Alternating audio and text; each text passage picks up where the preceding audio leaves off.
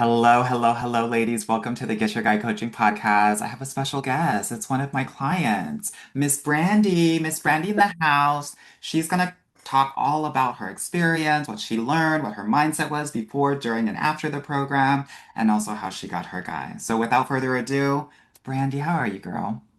I am good, Coach. Thank you so much for inviting me. I'm honored to do this. I'm honored to be asked, but I'm doing great.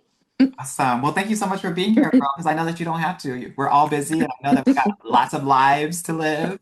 We do. So I totally understand, and I just want to thank you so much for being here. Yeah.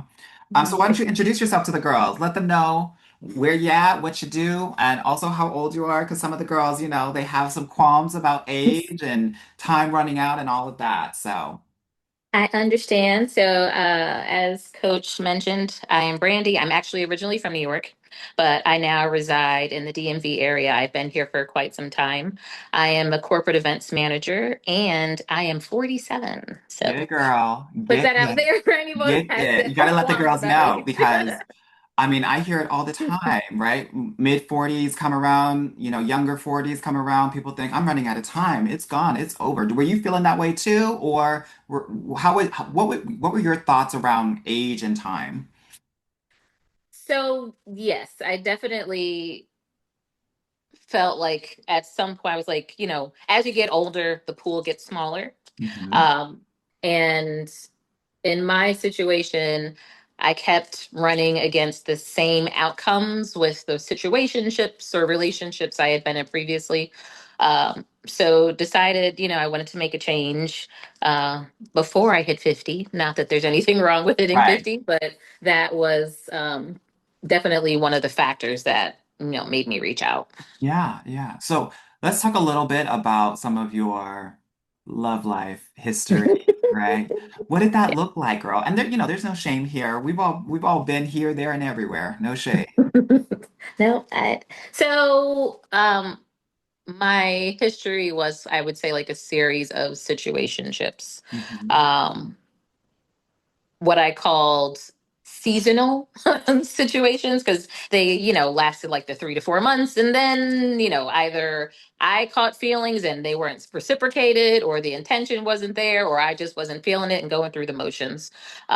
So went through a number of those and decided instead of, kind of repeating the same pattern, I wanted to take a step back and figure out why I am attracting the same type of individual, Yeah. not, you know, negating anything or actions that were done towards me, but I'm a believer that the energy we put out there is the energy we get back. So I wanted to take a step back and figure out what kind of energy I'm putting out there.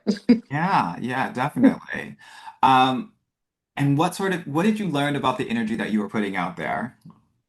Definitely, I was someone who did a lot of giving the benefit of the doubt.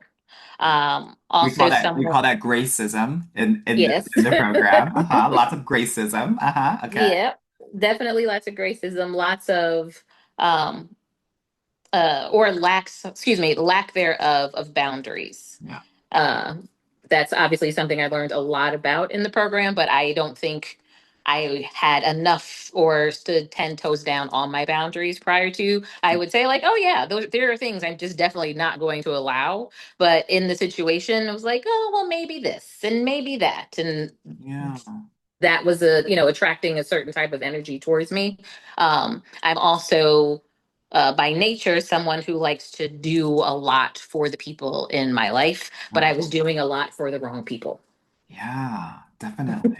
Okay, so we're situation shipping, right? Leapfrogging from one to another.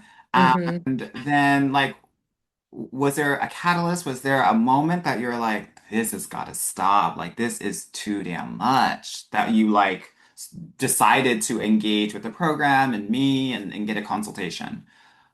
Well, interestingly enough, I had been following you on social media for a while before So I you were actually. stalking me, girl. So I should have Yes. called the popo on you. I should have brought you into the program. Is that what you're telling me? Yes, I was definitely stalking. I was, following on IG, joining the lives, just listening in, trying to take tidbits here and there.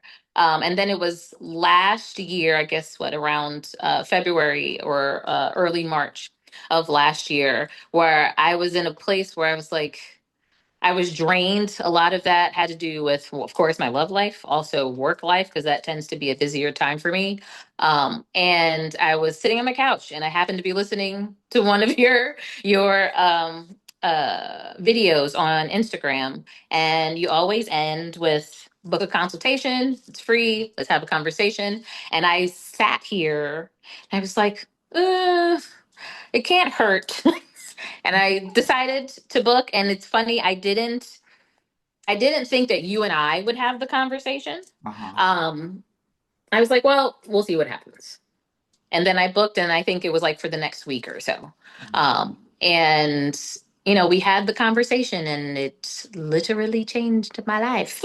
So, yeah, that's kind of the lead in to me joining. Yeah, I love that. Just FYI, for those that are booking consultation calls now, I don't take on most of the I calls, was, I was unfortunately. gonna If I say. did, I wouldn't have time to actually serve my clients. So we have a client success manager that does a number of those calls now. But yes, I was doing them before. So let's talk a little bit about, first, I want to talk a little bit about, because you gave like an interesting reaction, like, oh, I guess I can do this consultation call. What was some of the hesitation that you had, even kind of like doing the call? I would say the hesitation for me was having someone I don't know being able to give me feedback that I didn't want to hear in a very short amount of time, because I think the consultation was like 20, 30 minutes. Mhm. So just sharing, because I am not a vulnerable person by Well, you default. weren't, girl. No, I was not. Uh-huh. So opening up to someone that I don't know, and then listening to the feedback that was given, was definitely my hesitation. Um, I mean, I'm glad, of course, glad I worked through that, but that was definitely kind of the first initial thing. I was like, what kind of questions are going to be asked? How much of my dating history am I going to be comfortable sharing? Yeah. And then, of course, like, what am I going to hear in return? Because Yeah. I'm all, I have like this air of like having to check the boxes and get things right. And I didn't want to say, like, oh, you've been doing this wrong for like the last 10 years. And I think that's Um, also a piece of what I was scared okay. of hearing. Yeah, no, it's really interesting, right? I think that people have a hesitation around kind of engaging with this. It's also very new in our community. Like it's not Mhm. known. And sometimes people can feel like embarrassed or perfectionist in a lot of ways or don't want to hear it. I'm glad that you said that. And I think it's important to know, like, if you want to book a consultation call, be ready to hear the tea. The truth, because we're giving it to you straight no chaser. So, and we're doing the work. Um, I want to mention something because there are a lot of people that watch my videos, watch my lives, and they're like, oh, I get so much. It's great. I don't need to do the program. Can you talk a little bit of the difference between the lives and the videos versus actually being in the program? Yeah, so obviously there are gems and takeaways from the lives and social media and the free info, so to speak. Um, I will say one of the major differences between watching on social media and actually joining the program is also another item that I was a little nervous about, and it's not just your expertise and the expertise of the other coaches, but the group setting. Mhm. And at first I was like, one, of course, I'm sharing my information and my dating history with Coach Anwar, who doesn't know me, and I'm also having to do this with a bunch of women who I don't know. But that's probably the most powerful part, I Yeah. say, because you know that you're not alone. And Yeah. I do feel like in these dating streets, there are times where you feel like everyone else is winning but me. Yeah. And why am I not winning? What is it that I'm doing wrong? But being able to share your story and also listen to the stories of others in the program. There's a comfort in knowing, of course, we all decided to make this decision and change the trajectory of our love lives. But then even outside of that, you build bonds and connections. It's like instant accountability partners. Yes. I know for the DMV ladies, we try, obviously, with, schedules permitting, we try to get together and do stuff even outside of, sessions and calls with you. And there is a difference. I have friends and I love my friends dearly, but there's a difference between sharing the program and what I've learned in the program with friends and sharing and talking about it with others in the program, Yeah. because they get it. So I I always say say, that. yeah, The people in the program get it. Everybody else will not get it. They will not understand until you are in the program and you are following the frameworks, the strategies, all of that. Yeah. Yeah. Awesome. Thank you so much for sharing that. of course. Okay, so you decided to kind of enroll in the program. Um, Talk to me about I want to say the beginning of the program, because one of the things that a lot of people don't know is that oftentimes me and the other coaches, we're traveling every couple of months to different cities. And I remember meeting with you and the other ladies at 12 Stories, and this was like toward the beginning of your start into the program. And you were like, yeah, not a lot's really happening, not a lot's going on. And I want to talk about that because I think people think that if they come into this program, that immediately they're just going to have a ton of dates and it's going to be popping. And to be honest with you, the beginning of the program is really about unlearning. It is. It Yeah, like absolutely those first 3 months. So can you talk a little is. bit about that? Because I think it's important to manage expectations. No, so definitely. So I joined at the end of March of 2024. And like you said, for like those first 3 months, and of course, I'm excited and I'm like, okay, we're going to do this and I'm going to find my person in 30 days. That was Mhm. definitely not the case. Followed the funnel, but also, try to just learn and absorb all the information and all the modules and things that are available to us in the program. Um, and I remember in sessions and, voicing frustration because like this one didn't work and this one didn't work. And I like, there's nobody out here. I know, that said a lot in the program, especially in like the first few months. And you always like repeat it and reshare the importance of letting the funnel do the work for you, and not trying to speed up the process. And for me as a planner who's always thinking Literal of tomorrow, planner. Yes. literally Uh-huh. a planner thinking about tomorrow and not necessarily today, I got to a point where I was like, okay, I'm going to actually listen to what Coach Anwar is saying, and I'm going to just let the funnel do what it's supposed to do and me not try to steer it in any one direction. But yes, so you and I first met when we had like the DMV ladies meetup in May, at 12 Stories. And funny enough, and I don't know if I ever shared this with you, but the day we had the meetup is actually the day that me and my now guy matched online, Okay. Yeah, I didn't know which is that. Because, which is honey, we were crazy. having conversations. We Right. were dancing to Kaya, My Neck, My Back, and you were talking to some rando for a Yes. good 10, 15 minutes. So we weren't talking about the matches that you had that night. No, we weren't, not at all. But yeah, so I think the biggest takeaway for me was when I stopped trying to force connections with people, Mhm. and let it happen organically and gradually, is when I had or I saw the most success from the steps in the program. Um, Me and my now boyfriend, like I said, we matched in May. Went through the funnel and the steps, and there were definitely times along the way. Even he was like, "This is different."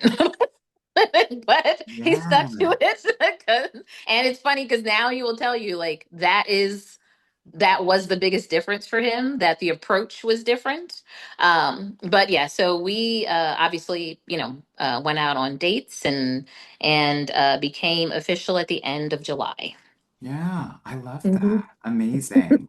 Um, Let's talk about that because you mentioned the funnel a couple of times. So that's a Mhm. strategy because a lot of people don't know what that is. It's a Right, right. core strategy in the program to help the ladies go from first conversation to first date. The other thing that we have in the program is literally a date by date framework or process that, like, okay, on date two, you're doing this. On date three, you're doing this. On date five, you're doing this, so forth and so on. Mhm. We also teach how to have that exclusivity conversation. So we really do hit you every step of the way so you don't have questions about what's next.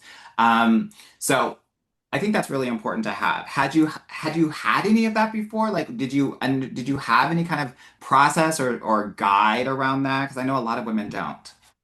I didn't. I honestly, and in full transparency, will say I was probably all in way too early before Uh-huh. and allowing guys in my past to get basically an all access pass in terms of my time, Hmm. but they hadn't done anything to show that they were deserving of that time. Yeah. So a lot of what I learned in the program, and I know you've said this and other clients have said this, most of the work is within yourself. Yep. And then finding your partner obviously is kind of like the byproduct of that. But pulling back in terms of access, and when I say access, I mean in terms of like my time and how it is shared with others. Because prior to, like, oh, we're talking, sure, I'm available on this day and this day, and waiting for them to choose a time, or if something happened and they flaked, giving the benefit of the doubt for a second time. We don't do that anymore at all. Like Yeah. even with my partner, we like it's not a thing. Right. Um, We're very but yeah, strict around here. We're the we strict are. teacher, We right? are. And the reason is because this is, if not the biggest, one of the biggest decisions of your life. So we're not here for the BS. Mhm. They've got to come correct or they're going to get chopped. And a lot of them get chopped. Yeah. And when you say that, even that piece, I can only speak for myself, but I'm sure it'll resonate with your viewers. Feeling confident enough that if you have to chop someone, there's going to be somebody else. That's it. That's it. Because That's one I of the biggest things. did not feel that way. It's like, I'm not chopping them because who else is left?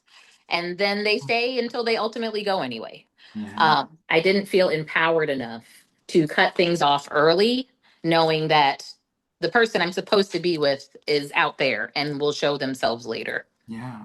And I'm so glad that you mentioned this because it really is a confidence and an abundance mindset issue, right? As well as a Mhm. self-esteem issue. Mhm. And I'm so glad that this program gives women the opportunity to really level up in that way because that's really what it's all about. Like, if you're engaging with these guys that are not the one for 3 or 4 months, you've wasted some time here, right? Unless you've learned Definitely. something. But if you're cutting them off at 2 or 3 days or 2 to 3 weeks versus the 2 to 3 months, you're getting to your person as quickly as possible. And that's what we hope to do with the funnel and the strategies involved with the program. So I'm so happy that you mentioned that because I think that's really important. Um, Mhm. Talk to me about maybe like one of your favorite exercises in the program or worksheets because this program is really for the schoolgirls. We got like over 35 different worksheets. I'm giving the girls worksheets every week. Like y'all got to do it, honey. So which one like really hit you or really kind of changed the game for you in your process in your journey? Sure. So two actually come to mind. One I still do on a regular basis. When I started the program, you stressed how important it is to journal, and or keep a journal of your journey. I am someone who has started journals before, and then I lose the book or I lose interest. So I was intentional about how am I going to journal and keep up with it. So I actually use the journal app on the iPhone Mhm. and I do talk to text. And when I say, I literally have from the time I started the program up until now, all the ebbs, highs, lows, ebbs, flows, everything, even about my relationship, live in that journal. And the other, in terms of exercise, was when you had us write out and essentially forgive ourselves for our dating history, I remember mistakes you that. may have made, and decisions you made, or people that gave your time to that you shouldn't have. And that was pretty powerful. Very And intense, powerful session. Yeah. I definitely wrote everything down. And I sat with it for a little while because you told us, you can burn it, rip it up, do what you want when you feel comfortable.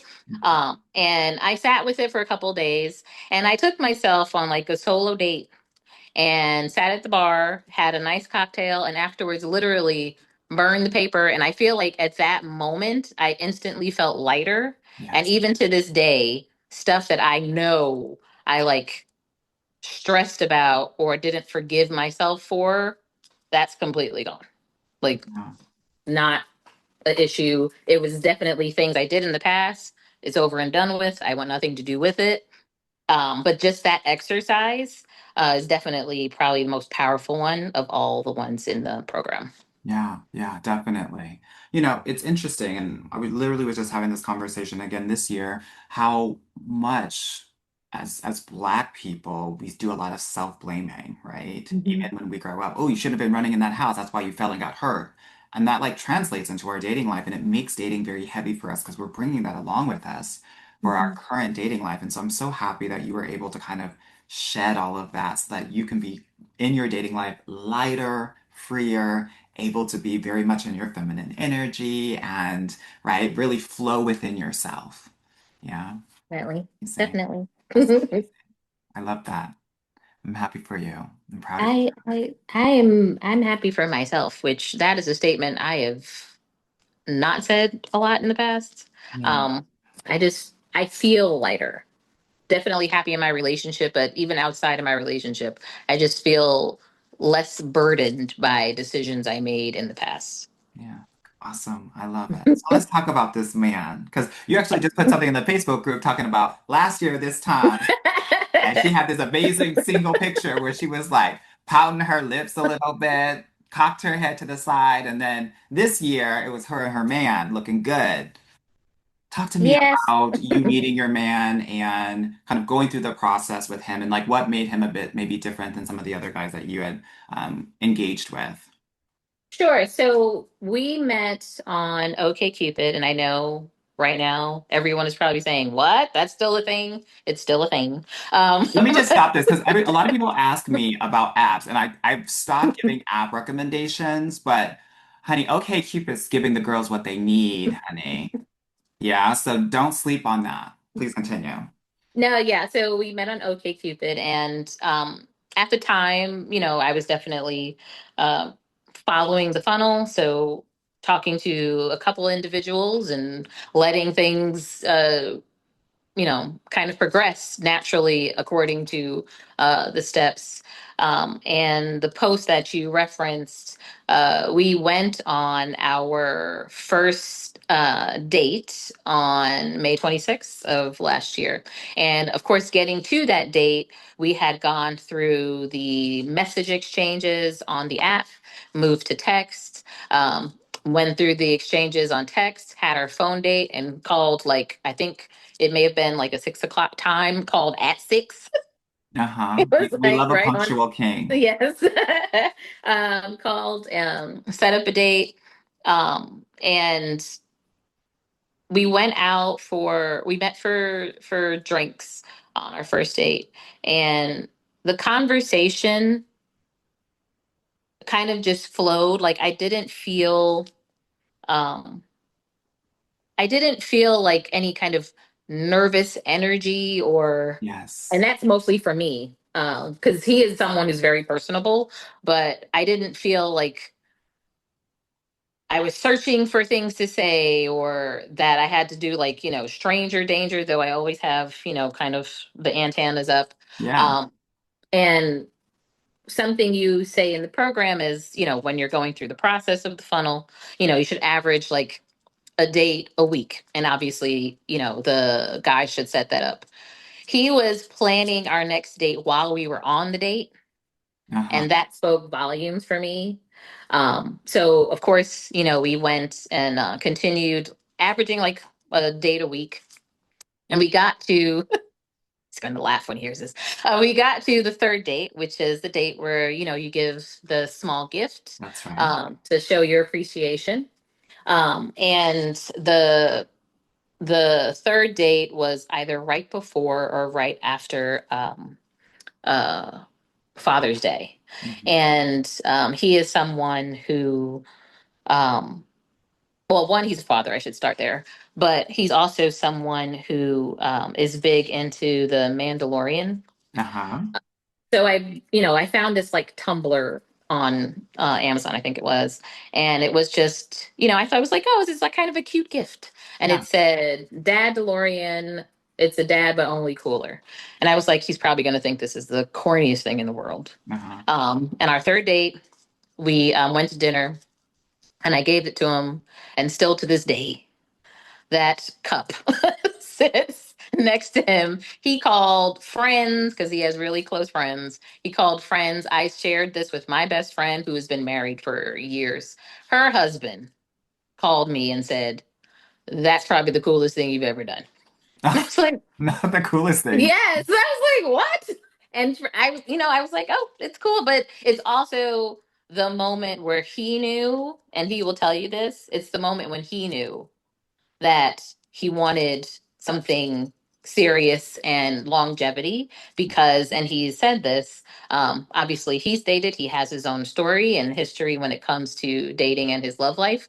Um, but that was a moment where it turned for him because he was like, before then, things were going good, but I couldn't really get a sense if this was going to be a thing or how you felt. And when you did that, I was like, oh, this is a thing. And Yeah. I want it to be a thing. Yeah. And then of course we, progressed from there.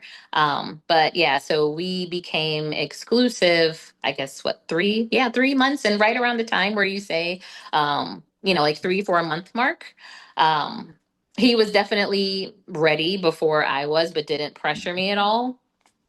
And, uh, I remember the day the day we became exclusive, or we had the exclusivity talk.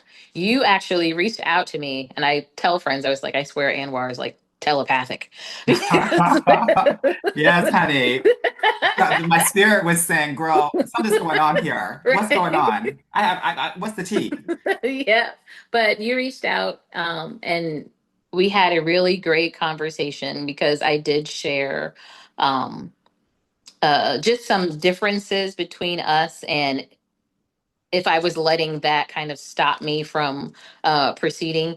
My boyfriend is a very affectionate person. I tend to be a little bit more on the reserve side. And what I shared with you is like, I don't know if that's going to be enough, if he's going to, you know, become annoyed that I am not as affectionate as he is. And you said something to me that I still take heart to this day.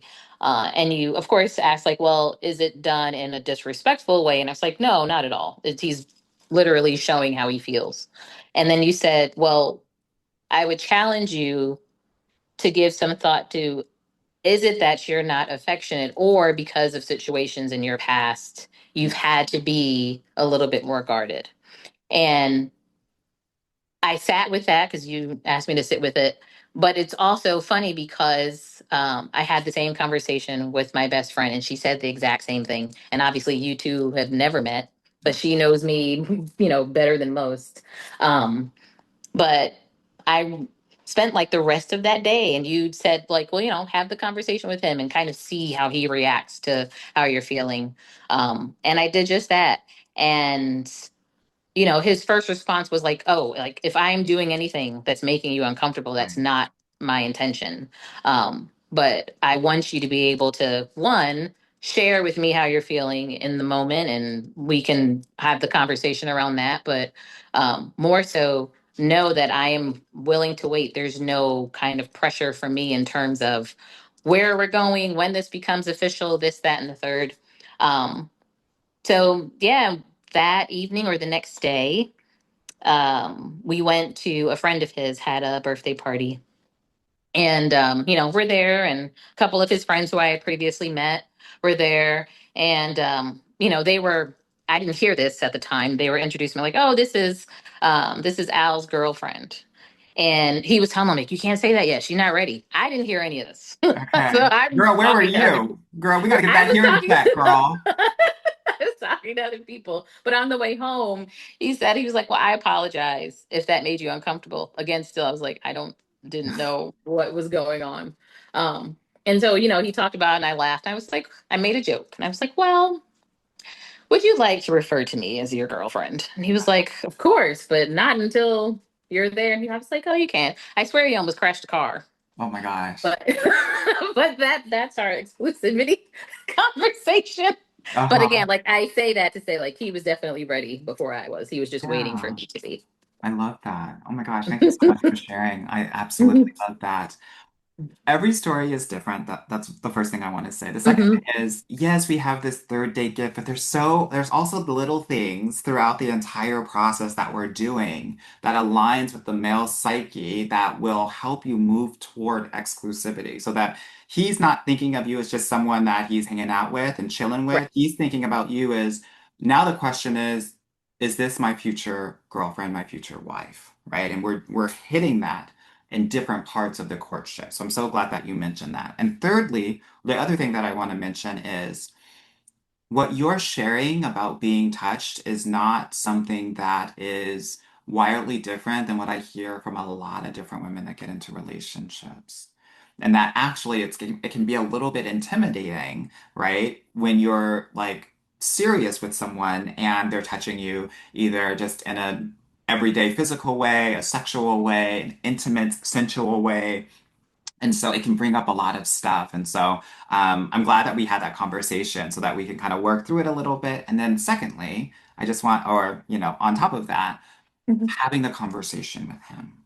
What I've learned in doing this work for so long is that actually what happens is that a lot of Black and brown women withdraw and they don't say anything and they get smaller. And sometimes they get madder inside or Mhm. upset and don't say anything and they're just like this ball of fire. And so, having the emotional intelligence and confidence as well as the skill of vulnerability is paramount here. And I'm just so glad that you were able to do that because there are some women that wouldn't have been able to.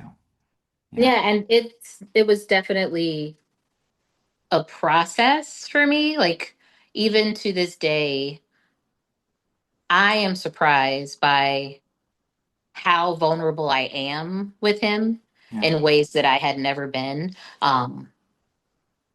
Some of my favorite periods of our relationship are literally where we're just like sitting and talking about absolutely anything. Mhm. And I don't have the anxiety or nervousness that I used to have, where, like you said, like I would kind of minimize myself or make myself smaller. And I wouldn't share how I was actually feeling in a particular situation. Yeah. And then, of course, the situation would just continue to occur. And meanwhile, I'm absorbing all of this energy that I am not sharing or releasing. Um, and that would lead to like an energy of resentment Yeah. or, like you said, anger or sadness. And I don't have that now. Like, of course, we're both human. You may have disagreements, but even the disagreements, I can honestly say there were times where I would have a disagreement and I'd be like, oh, this is when the other shoe's going to drop. I don't have that at all. Like, I know, like, we'll have the conversation and we'll get through it and it'll be fine on the other side. I Yeah. didn't feel that way before. Yeah. I love that. How exciting. Very cool. Very cool. Um, so, obviously there are people that are listening to this episode, and maybe you were one of those women that were listening to one of these podcast episodes, listening to a client's story and journey. What would you tell the ladies out there that are listening to this that, as you're thinking about potentially booking a consultation call or working in, the Get Your Guy program, and doing that work, like what would you say to them? My advice would be that there's probably that little voice inside that's like, I'm thinking about this, but I can't take the plunge. Um, my advice would be to take the plunge because you'll be surprised just how much growth you'll have in the next year. Because even right now, sitting here, it's what, early June, and I think about the amount of change that has happened in my life in the last year plus. Obviously, I'm now in a relationship, but just how I navigate work life, how I navigate Right. friendships, even that piece, which is, just as powerful. Hmm. Um, I'm no longer willing to just sit and let the things happen, right? And not speak up on it. And then also, I'm also, some stuff I'm just it's not that big a deal in terms of the energy that I AKA was. healed. AKA Yes. healed. Yes. Yeah. So I mean, I say book the consultation, join the program. You are going to thank yourself in 1 year, or you cannot. And then next year, after spinning the wheel, say like this, why am I going through the same thing? Like still on the hamster wheel and nothing's changed. Um, it worked for me. I am grateful to you, Anwar. I am grateful to the amazing women that I have met, hung out with, talked to Aren't in they the sessions. best? Aren't they the They're best? the best. Like literally, okay, so I'm in the DMV. I have gone to the Bay Area where I lived for a little while, and I've been able to go to dinner with ladies in the Bay Area. Like it's such a community. Mhm. So that in and of itself, from I think, is worth joining the program. Yeah. Awesome. Thank you so much for sharing that. I appreciate Mhm. it. Um, you know, Miss Brandy's in a relationship now. There's still some planning about next steps. I know that you talked about, moving in together and potential milestones after that, which I'm really excited about. And I'm just really happy and proud of the work that you've done and continue to do. So I wanted to share that more than anything else. Oh, I appreciate it. I appreciate it. It's surreal. That's the word I'm looking for. It's surreal. Yeah. But I'm thankful and grateful. And like you said, to be on this side of healed, whereas I thought I was healed before, but Uh-huh. still carrying a lot of trauma Uh-huh. from my past. So to be on this side of healed is an amazing place to be. Yeah, amazing. Thank you so much for being here and sharing your experience. I really appreciate it. I always think it's very powerful to hear from the women that actually go through the program. I can sing the praises of the program all day, but it's not until you actually hear from another woman that looks like you, sounds like you, has gone through similar experiences, for people to know that this is very possible for them, right? Mhm. As you probably see in the Facebook group all the time, it's every other day there's like another woman that's getting into an amazing relationship. So, um, And that is the truth. Always, yeah, always posting, always posting wins, in a relationship, engaged, expecting. So it's an amazing community to be a part of. yeah, yeah. All right, lady. I'm gonna let you go back to your very busy life. I so I appreciate you. Thank you appreciate so it. much for being here. And ladies, if you are interested in having your own journey, definitely book that call. As Brandy has said, Brandy, it's much love to you. And ladies listening, I'm gonna catch you on the other side. Have a good one. Talk to you soon. Bye bye.